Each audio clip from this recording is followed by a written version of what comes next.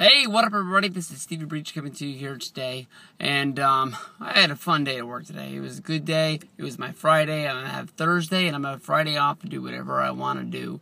One wrestling rumor that caught my eyes today was basically the return of Ric Flair coming to WWE television. Basically, WWE feels that they put Ric Flair on TV, it's going to put him in a good light where they can use him for exposure as a good character and hopefully get over somebody along the way. Ric Flair has been out there saying that he wants to go out there and he wants to manage Dolph Ziggler. He wants the guy to put this guy over and put him on the top of this list.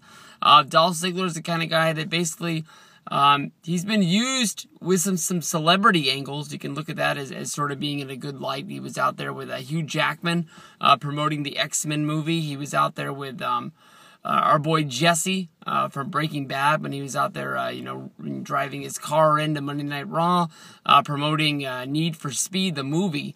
I forgot that movie came out. That was a movie that didn't have a lot of appeal to me, but wow.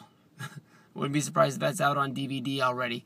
I don't know where else to say it, but I watched a good movie with The Rock in it last night on Netflix called Empire State. It went right to DVD for some reason. But check that out if you get a chance. But basically, going back to the Ric Flair thing, they want to put Ric Flair with The Miz again. The Ric Flair with The Miz did not work out at all. I think that it was around the same time Ric Flair was having the issues where he was going to Japan and coming back, and he received a blood clot in his leg, and he had to go in and get surgery on it, and basically he was sort of erased from TV, hoping that nobody ever remembered it happening. For some reason, Ric Flair, gave permission to The Miz to use the figure four leg lock, a move that basically Miz still uses to today. I can understand the similarities between the two. The Miz is a very good dresser, very good speaker. Everybody knows that the baby likes to push him out there and, be the guy that does all the media interviews for all the house shows, all the TVs, all the pay-per-views. You can put him out there on E! Entertainment. You can put him on the Howard Stern show. You can put him on Good Morning Sacramento. You can put him on anything, and he's going to come off looking like $1 million. He does his homework. He says the right things. Even though when you watch him on, the WWE Countdown and on other, various network and DVD releases, you want to punch this guy in the nose when you know that he does not know what the fuck he's talking about. He's just talking because they told him to say something. And that's one good thing that he's able to do, is that you give him any topic, he's going to be able to run his mouth and make you convinced that he knows what he's talking about. Honestly, in my opinion, if you break down that whole, Miz and Ric Flair thing, when Miz turned from, what was he? He was a heel, and then he turned babyface.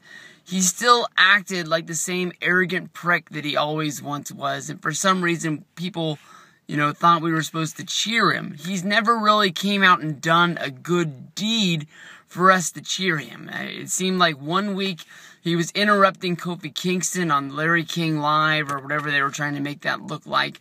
And then the next week we were supposed to be cheering him as a babyface. I don't even remember what his run was. The only thing I can remember was he hosted SummerSlam, and that started a feud between him and Fandango that went nowhere. But basically, it left Miz in a place of, we didn't know where the fuck he was. He's a heel, he's a babyface, he's getting managed by Ric Flair. If Ric Flair is doing anything, Ric Flair should be a dastardly heel that everybody, loves to hate. People are always going to cheer Ric Flair, and he just needs to be put in a light where he's going to look good. And at this point, having a microphone in his hand, doing the talking for somebody, might not be the best place for him to be. If you break down his last few promos, who knows what the fuck he was talking about when he was hyping up the match for Extreme Rules, when he came out there to give love to Evolution, give love to The Shield. It put everyone in a weird spot of, is Ric Flair drunk? Is he out of his mind? Basically, what is it that, we're supposed to be getting out of this promo right here? Is he putting the Shield over? Is he setting the Shield up? And I'm not sure. I think that basically, if you bring him back, you need to bring him back and put him in Evolution, where basically you've got Randy Orton, you've got Triple H. you know, Ric Flair can just sort of be that guy on the outside to just sort of grab somebody's leg and trip them up while they're inside of the ring. Every once in a while, if they have some faith in him, he can deliver, you know, some sort of good promo that adds something to it, but he doesn't need to be the main talker for somebody out there right now.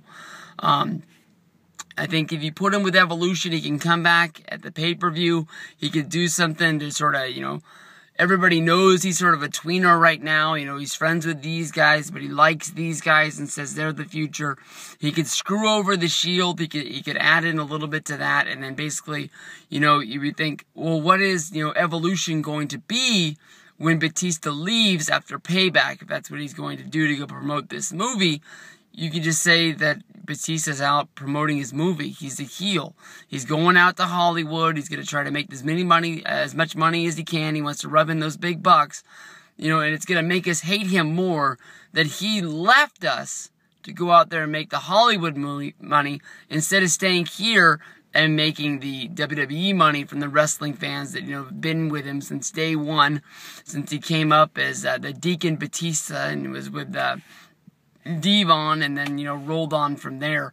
It's sort of turning their back on us. It's almost like when The Rock went out and made the Scorpion King, The Rock came back. He was the Hollywood Rock. Everybody thinks that's probably at the top of his game, the best he's ever been when he was out there singing So Long Sacramento and just telling everybody not to play Sing Along with The Rock and everything like that.